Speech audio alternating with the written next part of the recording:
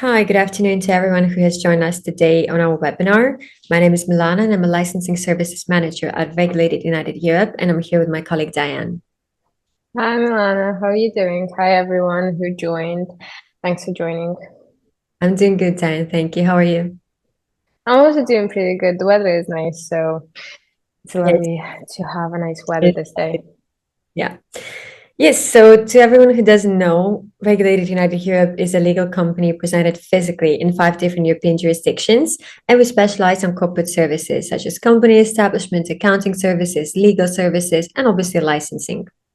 So on today's agenda, me and Diane will be discussing the overview of crypto legislations and regulations this year, 2024. And we'll be talking about basically what's coming up next year, what is currently on the market, and what will happen after MiCA comes into force. And basically, we will also have several points on the agenda. Which would be the licensing requirements, overview of crypto regulation, compliance challenges, Q&A session.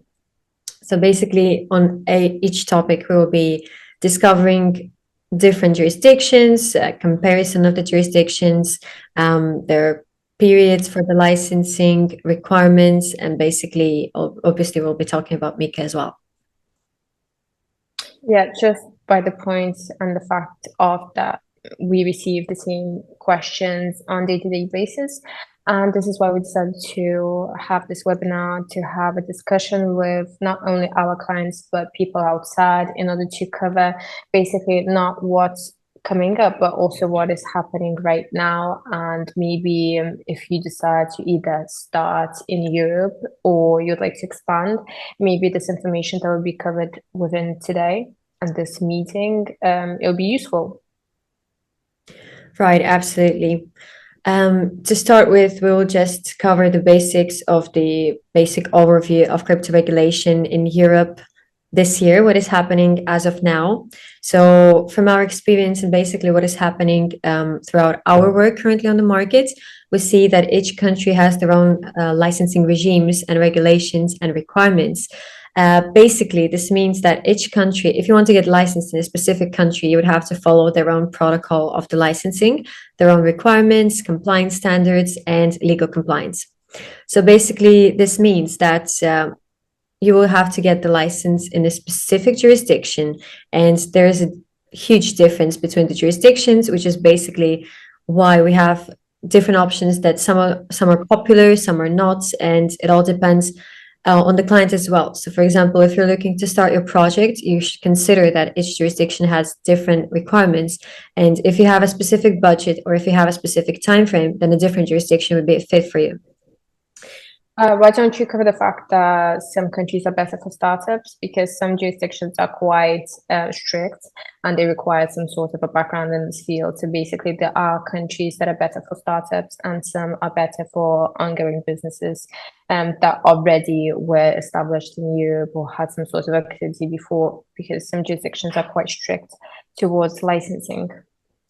Absolutely, that's correct. And see from different jurisdictions requirements such as capital requirements, local presence requirements, some compliance standards. So, for example, if you compare Czech Republic and Malta, obviously that's a huge difference between the two jurisdictions in terms of the licensing, capital requirements, local presence, and obviously the licensing period, the time frame for getting the license. As per the regulatory framework, if as you can see on our slides. Regarding the regulatory authorities, this is something that will change as well within next years. As on today's market, we can see that each country has their own regulator. So, for example, in Czech Republic, that would be Financial Analytical Office. In Lithuania, it's Financial Crimes Investigation Service. And obviously, that's going to change in between a few years because we're going to experience MiCA coming into force, and the regulators will be banks, central banks of these specific countries. So, yes, why don't we? Regulators are a bit more talkative and they give a quite fast feedback, which is a lot more better depending on each country on case by case. We had cases previously where we try to receive a response from the regulator within 60 days. I think in Estonia, they just send an automated reply that, well, we'll get back to you within 60 days, which is not convenient when you have like a question that is bailing your business down. This is why it is important to have your own connections somewhere to get actual responses or some sort of a guidance how you should act in certain cases. That's definite. Absolutely, I agree with you on this. It is worth noting that some regulators are more communicative than others. For example, in Lithuania, we actually received some decent feedback from the regulator within a decent time frame.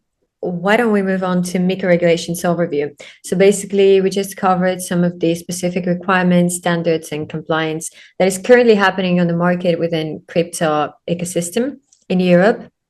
And obviously, that's going to change a lot once MiCA comes into force. To everyone who doesn't know, MiCA is in markets and crypto assets, shortly MiCA. It's a regulation of a European Union that presents a uniform rule for each cryptocurrency company that wishes to get a license in Europe. And basically, they will have the same licensing requirements, same compliance standards, same legal compliance. Basically, everything will be the same for each country. So that's there won't be any differences in where do you obtain a license. They'll still be the same.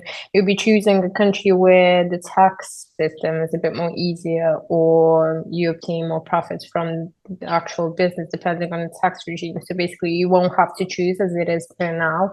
That you get a chance to actually choose which country is easier, which one is more convenient, which one is quicker, because everywhere will be just the same, which won't make any difference because they will allow you to do the same stuff as anywhere you're registered.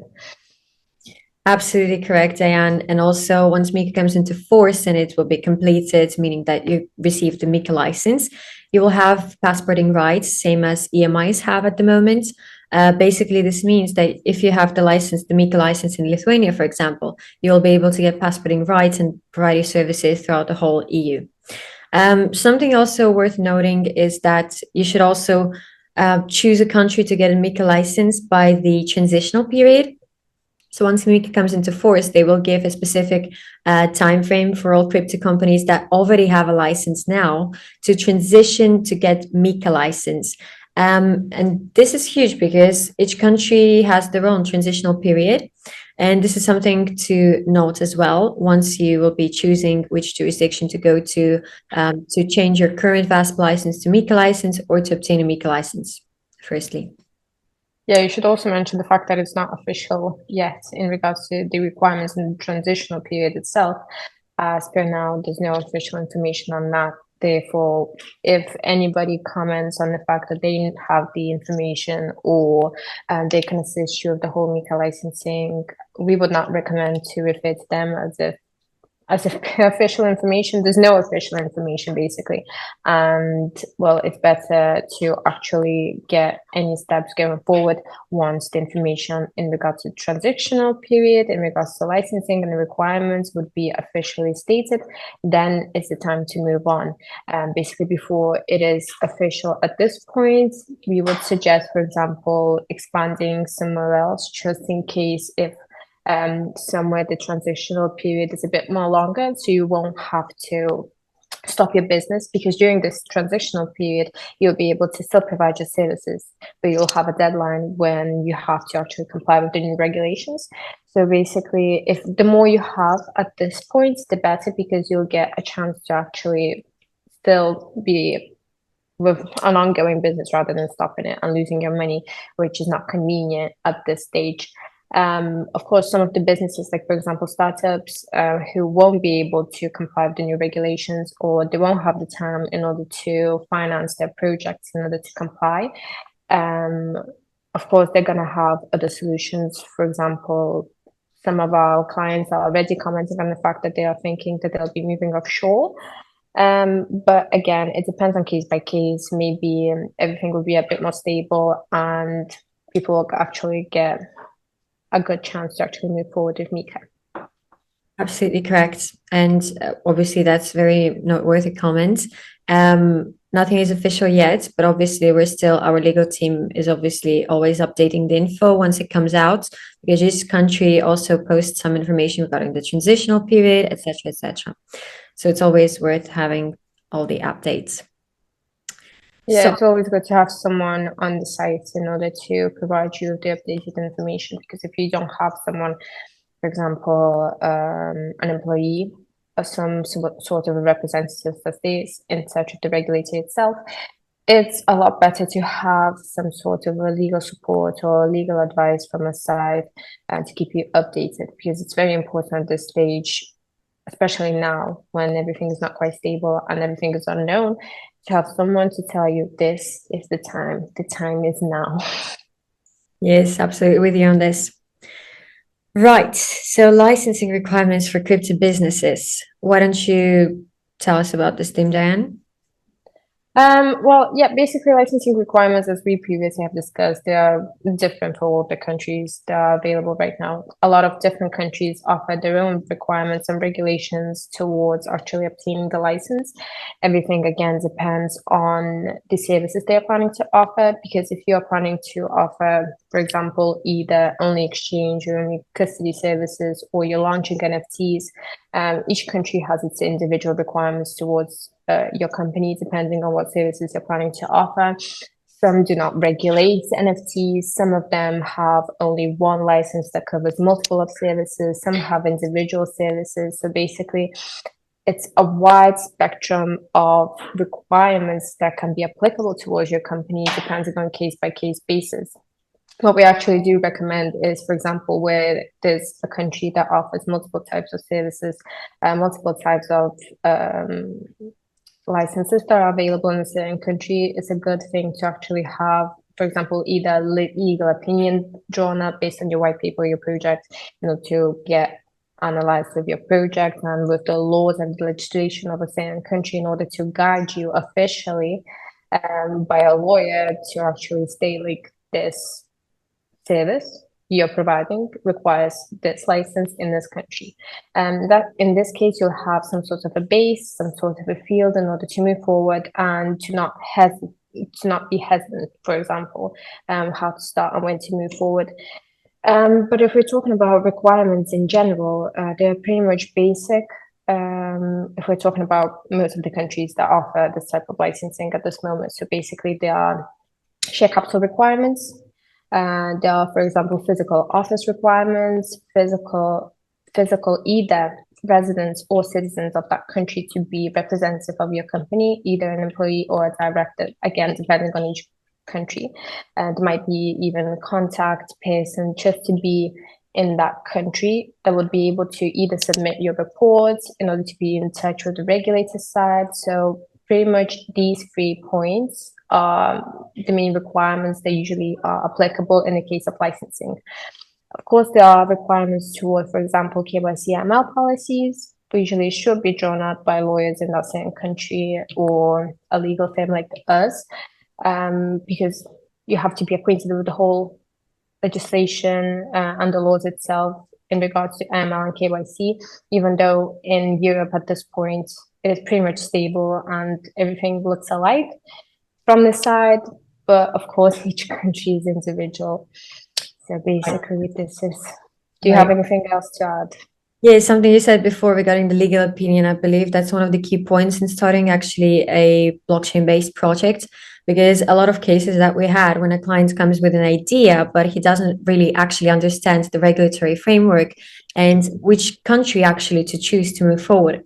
And there are differences between the license that you need to receive and basically the budget and the idea that you have at the moment and the time frame as well. So I believe that actually legal opinion is one of the key points for starting a successful crypto business, because it actually allows you to understand your project deeply and basically which regulations will be applicable to your project.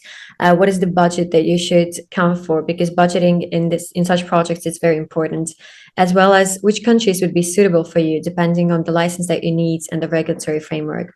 So I believe that's a good start when you actually want to start. Yeah, the pretty much complex situations is where a project involves security tokens. This is where it gets pretty much very deep, because some security tokens are not covered by some countries, by some licenses. Therefore, it's quite complex, and you have to actually get a permission from the regulator side in order to move forward with your project, because security tokens are not that easy to regulate. So basically, this is where you actually need like a legal opinion and official letter. If in some cases, at least, for example, a legal advice would be sufficient, some actually have like token representation of real estate and etc. Those are the types of projects where you actually a lawyer has to get acquainted with what are you planning to launch. Maybe it's not even suitable for a country you're thinking for application process. For example, you decide to go with, for example, Malta, and then it turns out that the Maltese regulator, they do not want to deal with your project, or they'll be reviewing your application for way too long and you're just losing money. Therefore, it's a lot better to actually know where you're heading and whether it will be suitable in some cases. Because you see, at this stage, even if it doesn't matter on the country, you still are available to provide your services to several countries in European countries. So at this stage, a vast licensing regime and the project itself, if you're only starting, maybe it's a good idea to start with a country that is a bit more easier to actually start, to have some base before getting something more serious. Yes, and we actually see it a lot in our clients nowadays because some of the clients that we had a few years back, they started with something small, like a startup, and currently they have a good client base, they have good experience, and now they move on to some jurisdictions with a more strict licensing, which allows them to actually have the experience back to do this properly. So that's very good. Yeah, or for example, when the whole VASP licensing started in Estonia, for example, the requirements were pretty much low. It was just some sort of registration. At this stage, Estonia holds one of the most strongest VASP licenses available in Europe. So they kept updating their requirements and the regulations in order to become more strong. At some point, again, for example, as MiCA is coming at this stage. So basically, the requirements are getting more strict, for example, for renewing or for actually maintaining your license. A client decides to move to another jurisdiction where it's a bit more easier, then that country receives a lot of applications and they start actually increasing the requirements for it to be more difficult to actually obtain a license. And there are always alternatives for you to move with.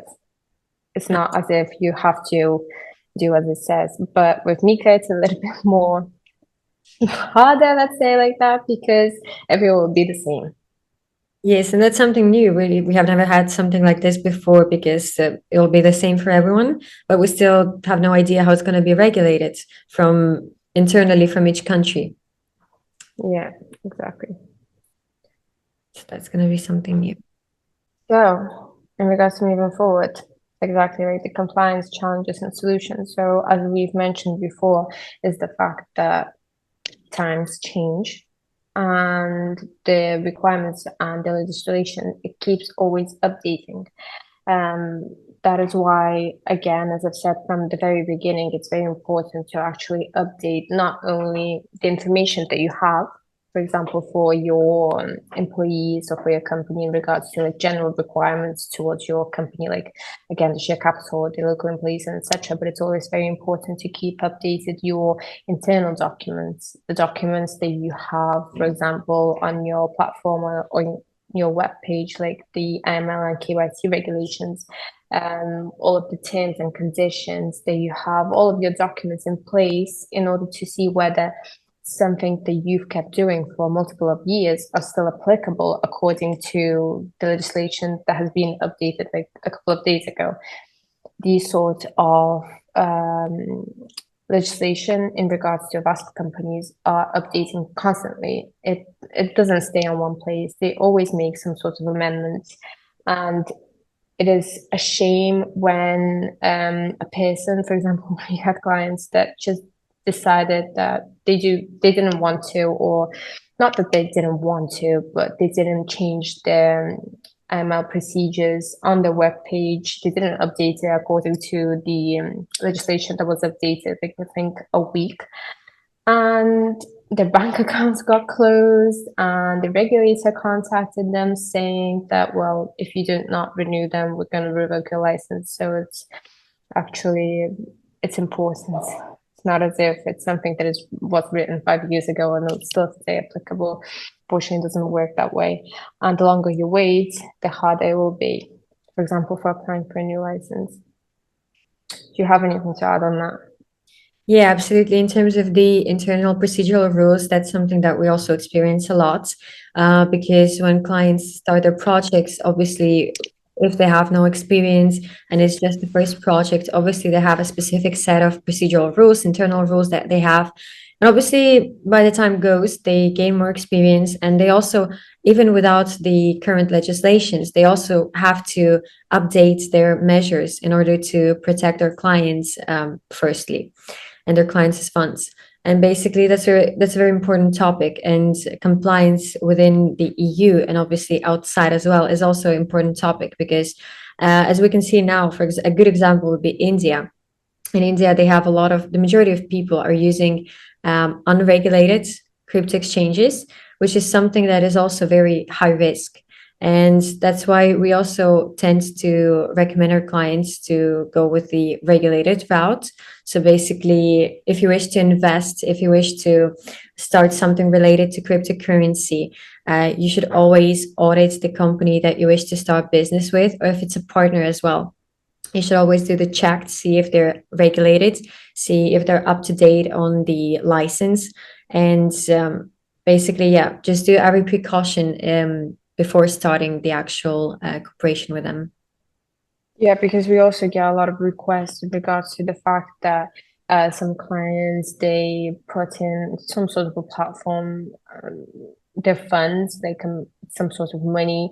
It could be different, even from I don't know, from 100 to 20,000. We had cases where they just put it in some sort of a platform to do some sort of exchanges, and they couldn't get them out back because, well, they didn't check in time.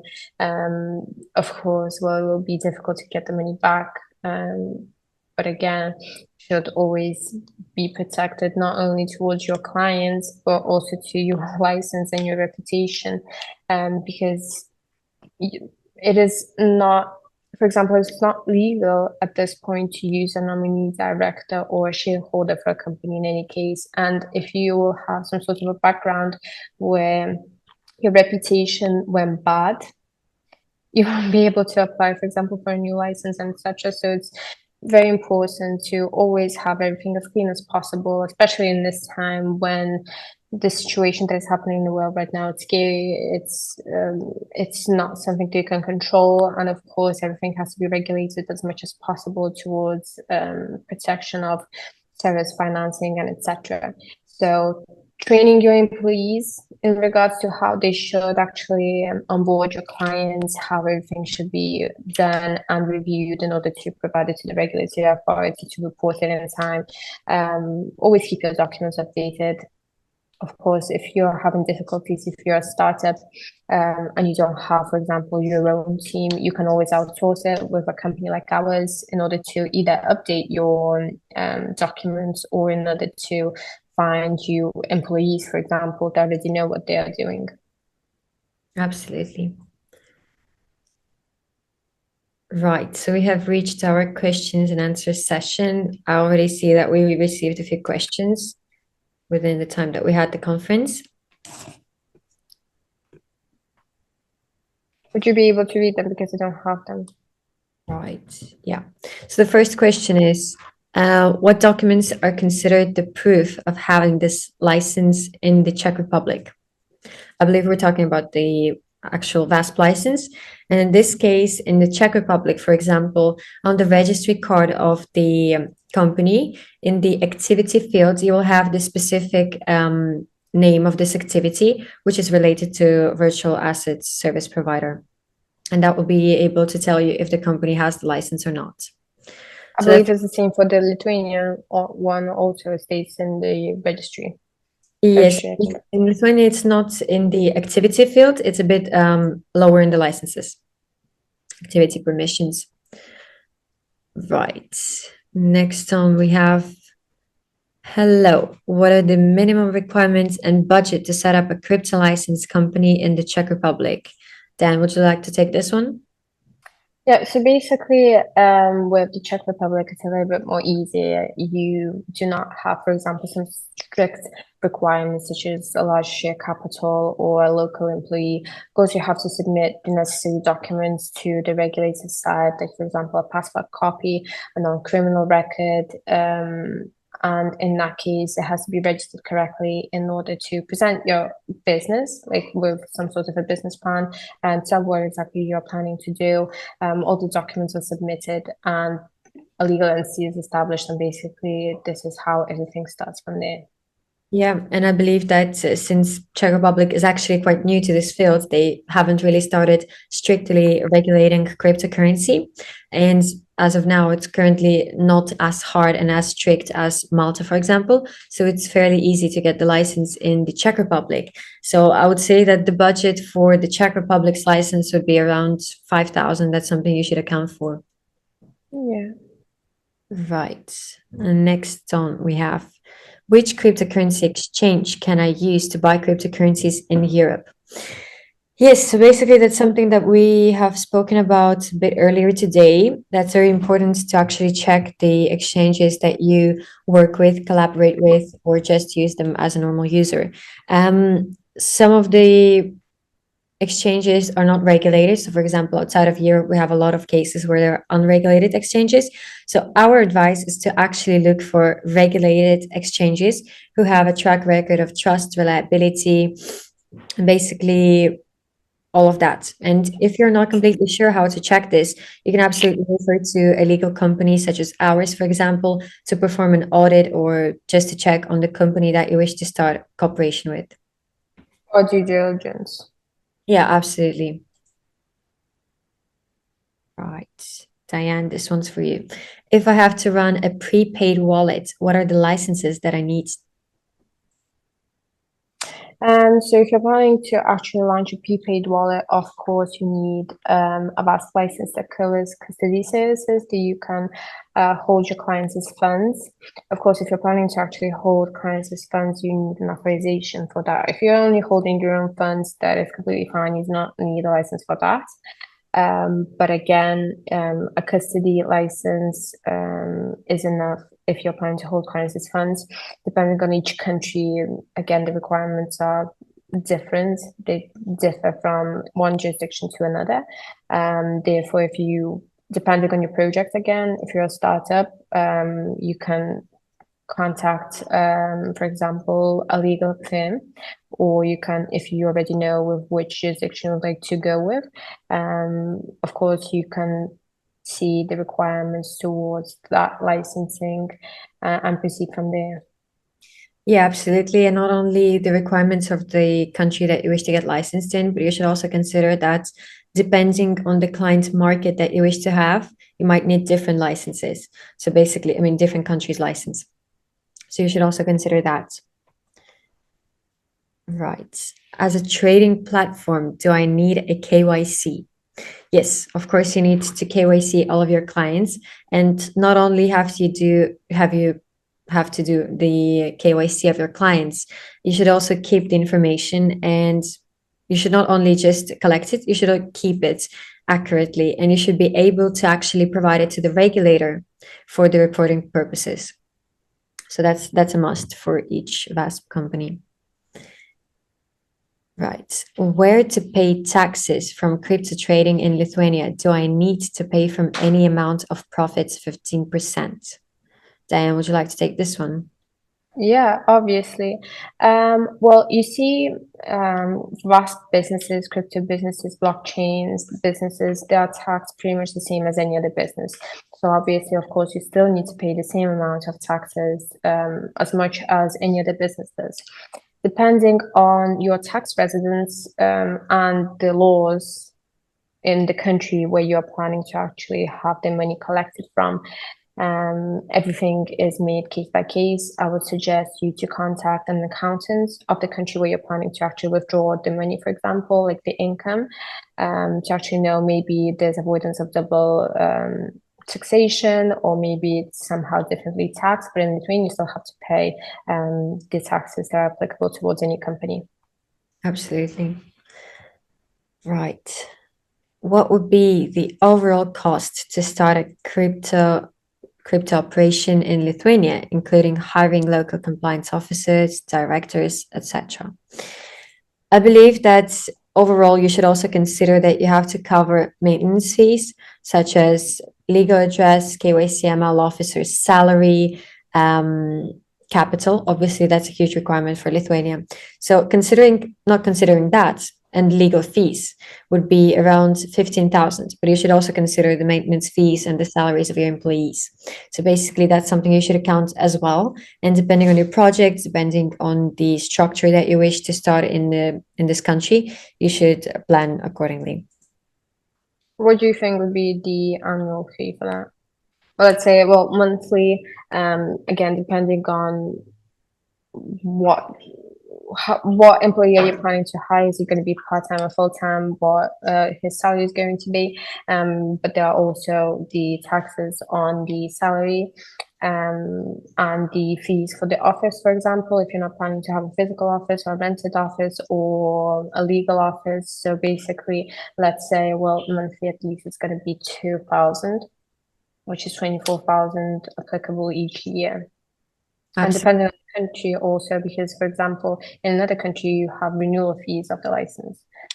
Some don't. Yes, that's absolutely correct. In Lithuania, they don't, by the way. Right. Next question.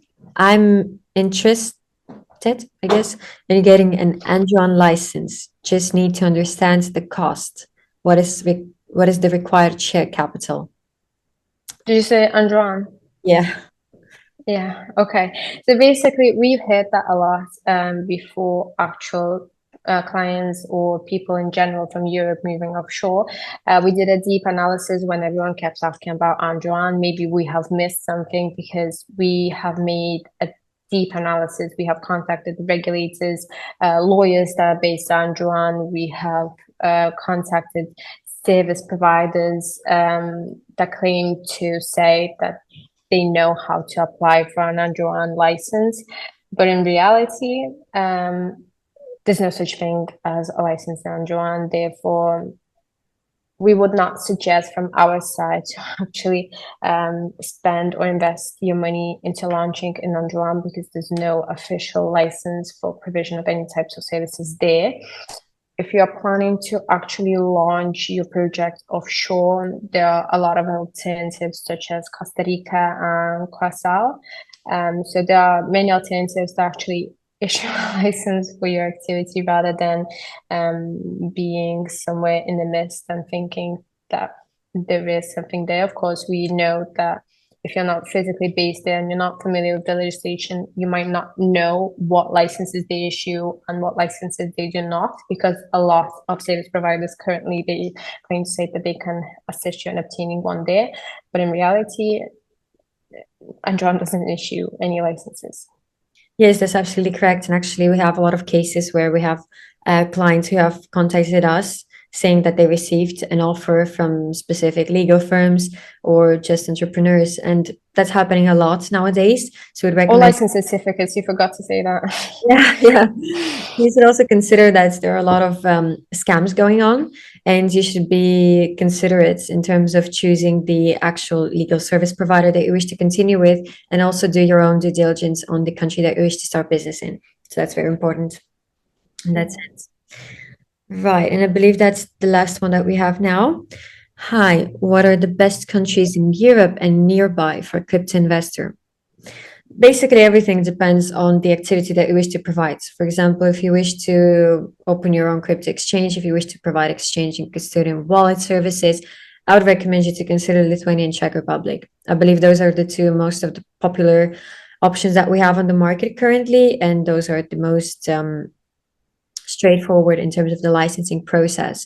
But again, if you wish to use this crypto as payment method or as an investment, you should also consider some alternative options such as Switzerland, Estonia, since you'll be able to legally use the funds, and you will also be able to declare your income, the crypto income. So that's one of the main points. So that was the last question that we have for today. So if anyone has any further questions, you're welcome to email us or contact us on the details shown on the screen at the moment. But I believe that's it for today. Thank you, Diane, for having this call with me. It was lovely speaking with you. Thank you for spending time with me. Right. So if you have any further questions, you're welcome to contact us on the details shown on the screen. We're also available for any legal advice if you wish to start the licensing, if you still have some unresolved questions or topics or projects. Yeah, that we didn't cover within today.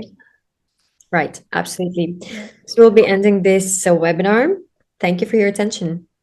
Thanks for coming and joining us. And yeah, so as we said, keep out for the updates and the official information. Right. Have a lovely day.